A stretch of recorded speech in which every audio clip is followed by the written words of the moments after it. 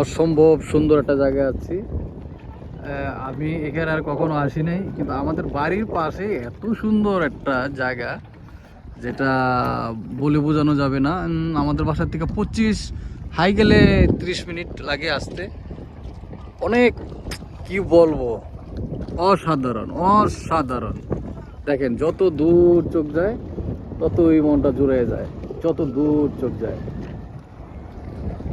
অসাধারণ অসাধারণ। আর ওখান দিয়ে সব বারবিকিউ অনুষ্ঠান চলতেছে, পার্টি। দেখেন